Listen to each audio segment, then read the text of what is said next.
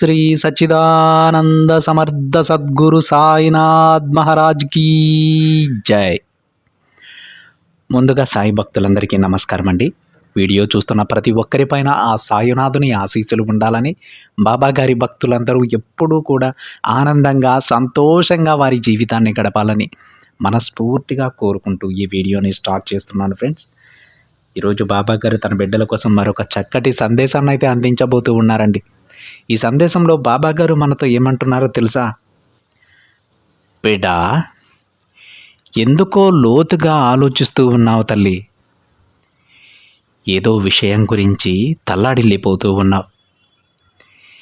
ఈ తండ్రితో కూడా చెప్పుకోలేని కష్టాలా బిడ్డ?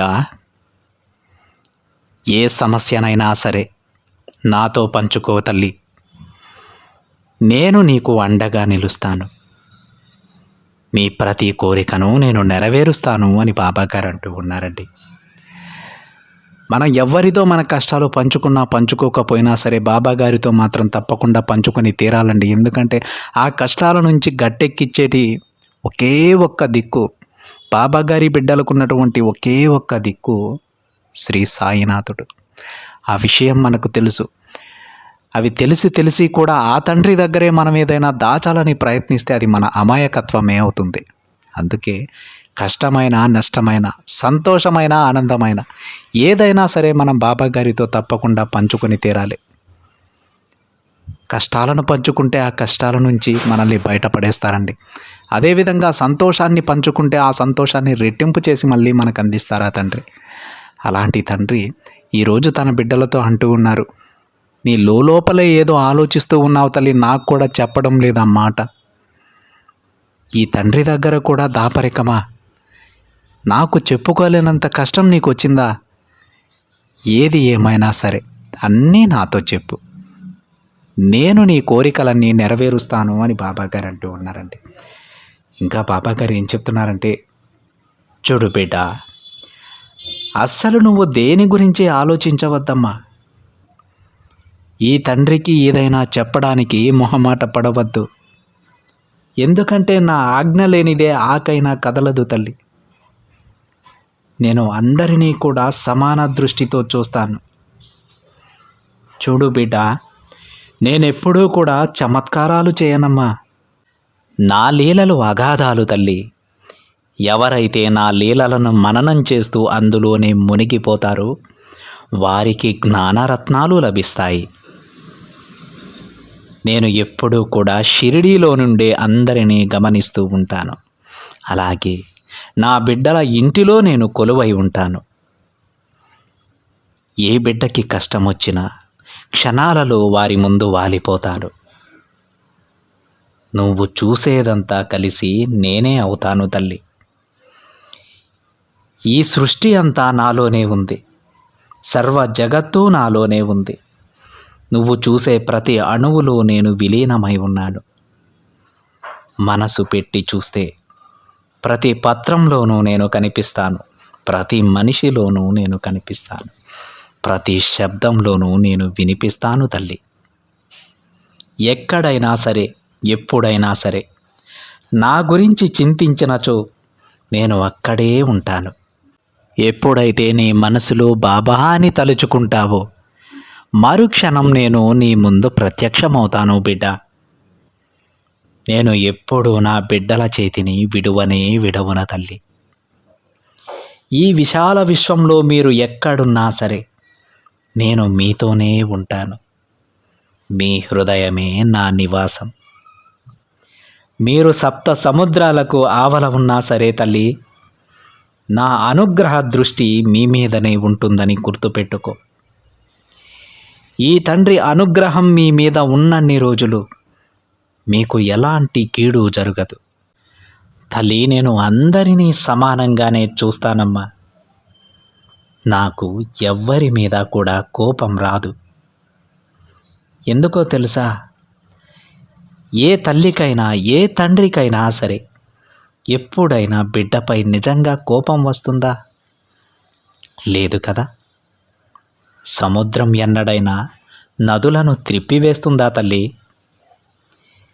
ఆప్యాయంగా తనలో కలుపుకుంటుంది. అలాగే ఈ తండ్రి కూడా నా బిడ్డలకు నా హస్తాన్ని అందించి నా దగ్గరకు చేర్చుకుంటాను. వారు కోరిన కోరికలను నెరవేర్చి వారిని సంతోషంగా ఉంచటమే నా బాధ్యతగా తీసుకుంటాను. బిడ్డ, నేను ప్రతి ఒక్కరిని సమానంగానే చూస్తాను. ఎవరైతే నాకు అర్పించకుండా ఏమీ తినరో వారికి నేను బానిసనమ్మ. అవును తల్లి, వారి ఆకలి కంటే ముందు నా ఆకలిని గుర్తించే వారికి నేను బానిసను. నేను ఎప్పుడూ కూడా వారి గురించే ఆలోచిస్తూ ఉంటాను తల్లి. ఆ బిడ్డలతోనే నడుస్తూ ఉంటాను. నేనుండగా నీకు భయం ఎందుకు తల్లి? నువ్వు నిశ్చింతగా కూర్చో. అవసరమైనదంతా నేను చేస్తానమ్మా. నిన్ను చివరికంట గమ్యాన్ని చేరుస్తాను. నువ్వు ఇష్టపడే గమ్యాన్నే నీకు అందిస్తాను. నీ చెయ్యి పట్టుకొని మరి ఆ గమ్యం వైపు నడిపిస్తాను తల్లి. నాకు వారసులెవరూ లేరమ్మా. నన్ను ఆశ్రయించిన వారికి నా సమాధి నుండే సమాధానమిస్తాను తల్లి. నా శరీరం సమాధి చెందినప్పటికీ నా అంతరాత్మ ఒక శక్తిలా వెలుగుతూనే ఉంది. ఆ శక్తి నీకు తప్పక సమాధానమిస్తుంది బిడ్డ. నువ్వు ఏ వెలుగునైతే చూడాలనుకుంటున్నావో ఆ వెలుగుని కూడా ఈ జ్యోతి చూపిస్తుంది. ఎప్పుడూ నువ్వు దిగులు చెందవద్దు. నీకు ధైర్యాన్ని, విశ్వాసాన్ని నేను కలిగిస్తానమ్మా. ఏ బిడ్డలైతే ప్రతిరోజు నా దర్శన భాగ్యం కోసం నా కోవెలకు వస్తారు వారికి నా పైన ధైర్యమును, నా పైన విశ్వాసమును నేను కలిగిస్తాను. చూడు తల్లి, నీకు మరొక ముఖ్యమైన విషయం చెబుతాను, శ్రద్ధగా విను. ఎవరైనా సరే నీకు కీడు చేసినచో ప్రత్యోపకారము చేయండి.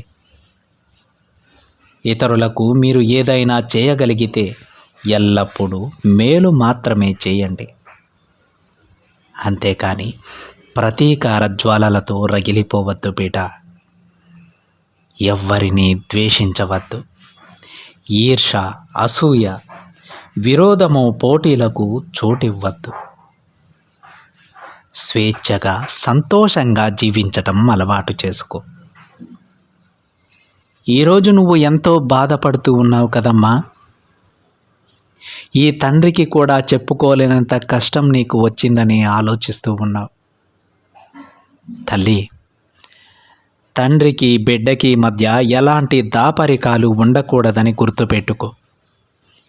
ఎందుకంటే బిడ్డకి కష్టం వస్తే తప్పకుండా నువ్వు చెప్పవలసింది తల్లిదండ్రులకి మాత్రమే. అలాంటిది ఈరోజు నా దగ్గర కూడా చెప్పలేనంత కష్టంతో కుమిలిపోతూ ఉన్నావు. ఇప్పటి వరకు నేను చెప్పిన ఈ మాటలు విన్నావు కదా బిడ్డ. దీనిని బట్టి నీకు ఏమర్థమై ఉండాలి తల్లి? నువ్వు ఎంత దూరంలో ఉన్నా, ఎక్కడున్నా సరే, ఎలాంటి పరిస్థితులలో ఉన్నా సరే, ఒక్కసారి నన్ను తలుచుకుంటే చాలు.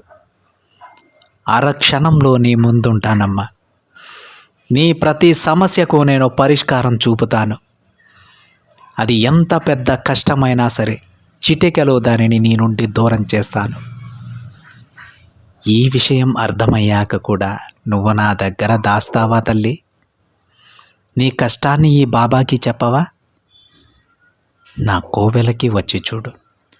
ఒక్కసారి నా కోవెలకు వచ్చి నీ కష్టాన్ని నన్ను చూసి నాకు చెప్పు బిడ్డ. మరుక్షణం నీకు పరిష్కారం నేను చూపించి తీరుతాను. తరువాతి రోజును మళ్ళీ నా కోవెలకు వస్తావు. బాబా, నేను తప్పు చేశాను తండ్రి. ఇన్ని రోజుల నుంచి ఈ కష్టాన్ని మీ దగ్గర దాచి నేను చాలా పెద్ద తప్పు చేశాను. నిన్న మీకు ఈ కష్టాన్ని నేను మనసు విప్పి చెప్పానో లేదో, ఈరోజు నాకు పరిష్కారం దొరికింది తండ్రి. నాకు చాలా సంతోషంగా ఉంది. ధన్యవాదాలు బాబా అని నువ్వే చెబుతావు. బిడ్డ, పరిస్థితులు ఎలా అయినా ఉన్నాయి, కష్టాలు ఎంత పెద్దవైనా కానివ్వు, ప్రతిరోజు ఈ తండ్రితో మాట్లాడటం మాత్రం మర్చిపోవద్దు.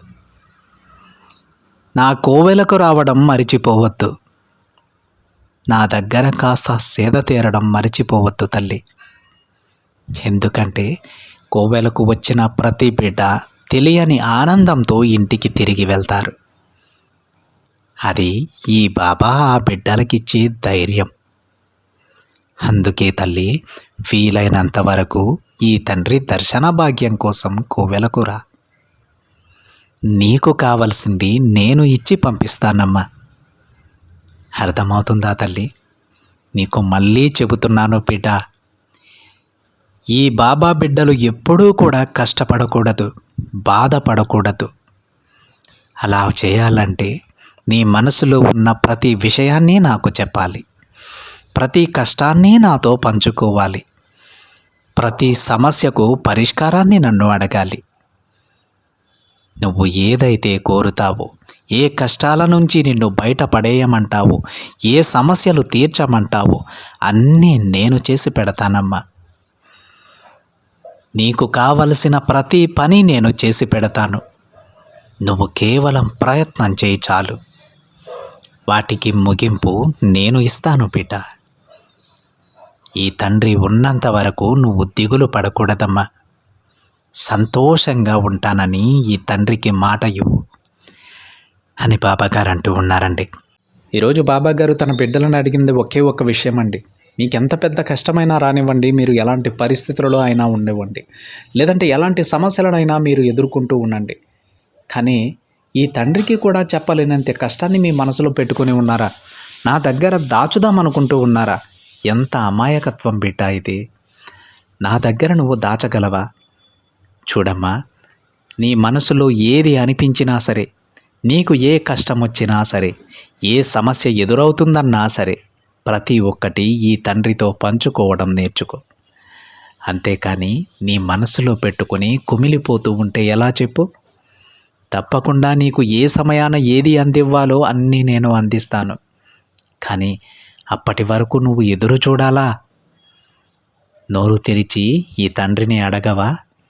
అంత మొహమాటమా ఈ తండ్రి దగ్గర నీకు బిడ్డ అని బాబాగారు అడుగుతూ ఉన్నారండి. నిజమే కదా అండి. మన తల్లిదండ్రుల దగ్గర మనం మొహమాట పడతామా, సిగ్గుపడతామా? మనకు ఏది కావాలో అది ధైర్యంగా అడిగి తీసుకుంటాం. అలాగే మన తండ్రి దగ్గర కూడా అలానే చేయాలి. బాబాగారికి మనం భక్తులం కాదండి, ఆ తండ్రికి మనం బిడ్డలం. ఏ బిడ్డ అయినా సరే స్వతంత్రంగా బాబాగారి దగ్గరకు వెళ్ళిన, బాబా నాకు ఇది కావాలి, నాకు అది కావాలి, నన్ను ఈ కష్టాల నుంచి బయటపడి ఈ సమస్యలు తీర్చని మనం ధైర్యంగా స్వతంత్రంగా అడగొచ్చు. బాబాగారి దగ్గర ఆ స్వతంత్రం తన బిడ్డలకు ఉందండి. బాబాగారు ఎప్పుడూ కూడా నేను ఒక దైవాన్ని, నన్ను దైవంలాగే పూజించమని చెప్పట్లేదు. నేను మీ తండ్రిని, మీ తండ్రి స్థానంలో ఉన్నాను, మీ తల్లి స్థానంలో ఉన్నాను, ఒక గురువు స్థానంలో ఉన్నాను. అలా భావించి నా దగ్గరకు రండి. మీకు ఏదైనా సందేహంకి మీకు పరిష్కారం కావాలంటే ఒక గురువుగా భావించి నా దగ్గరకు రండి. లేదా మీకేదైనా కావాలంటే, మీ కోరికలు నెరవేర్చుకోవాలంటే ఒక తల్లి తండ్రిగా భావించి నా దగ్గరకు రండి. అన్నీ నేను నెరవేరుస్తానమ్మా అని బాబాగారు ఎన్నిసార్లు చెప్పున్నారండి మనకు. అవసరమైనప్పుడు ఒక తల్లిగా, తండ్రిగా, గురువుగా ఏ సందర్భంలో ఎలా ఉండాలో అలా ఉండి మనకు ఒక గొప్ప జీవితాన్ని అందించేటువంటి ఆ దేవాది దేవుడు బాబాగారి భక్తుల మనం అయ్యుండి ఇలా బాబాగారి దగ్గర అన్నీ దాచిపెట్టుకొని బాధపడాల్సిన అవసరం మనకు లేదు. ఏ మాట అయినా సరే, ఏ కష్టమైనా సరే, ఏ సమస్య అయినా సరే బాబాగారికి చెప్పండి, ఆ తండ్రిని అడగండి. మీరు ఏదైనా పని ప్రారంభించేటప్పుడు బాబాగారి దగ్గర అనుమతి పొందండి. అనుమతి పొంది పని ప్రారంభించండి, తప్పకుండా విజయం సాధిస్తారు. బాబాగారి సందేశంలో చెబుతూ ఉన్నారు, ఈరోజు నా కోవెలకు రా తల్లి, నీ మనసులో ఉన్న సందేహాలు నాతో పంచుకో, నువ్వు అనుభవిస్తున్నటువంటి కష్టాన్ని నాకు చెప్పుకో, కొంత సమయం ఈ తండ్రి దగ్గర గడిపి వెళ్ళమ్మా. నువ్వు ఇంటికి వెళ్ళేటప్పుడే ఒక తెలియని ధైర్యంతో నువ్వు ఇంటికి వెళ్తావు. అది నేను నీకు ఇచ్చేటువంటి ధైర్యం, నేను నీకు ఇచ్చేటువంటి అదృష్టం, నేను నీకు ఇచ్చేటువంటి ఒక ఓదార్పు అని బాబాగారు అంటూ ఉన్నారు. మనం ఎప్పుడైతే బాబాగారి కోవెలకు వెళ్ళి ఆ తండ్రిని చూస్తూ మన కష్ట నష్టాలన్నీ చెప్పుకొని మన సంతోషాలన్నీ ఆ తండ్రితో పంచుకుంటూ ఉంటామో, ప్రతి చిన్న విషయం ఎంత చిన్నదైనా సరే, ఆ విషయం ఎంత చిన్నదైనా సరే ప్రతి ఒక్క మాటను బాబాగారితో పంచుకోవడం అలవాటు చేసుకుంటామో ఆ బిడ్డలు ధన్యులండి. ఎందుకంటే వారి మాటలు తప్పకుండా బాబాగారు వింటూనే ఉంటారు. ఒక్కరోజు మనం కోవెలకు వెళ్ళకపోతే మన కోసం ఎదురు చూస్తూ ఉంటారు ఆ తండ్రి. తన బిడ్డలంటే అంత ఇష్టం బాబాగారికి.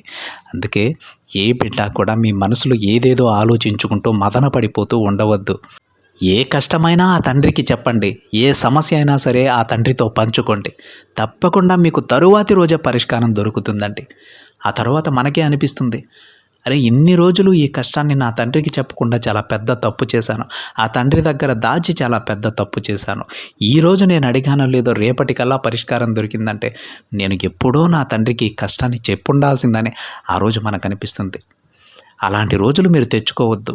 మీకు కష్టం వచ్చిన వెంటనే బాబాగారి దగ్గరకు వెళ్ళండి. ఆ కష్టం గురించి చెప్పండి.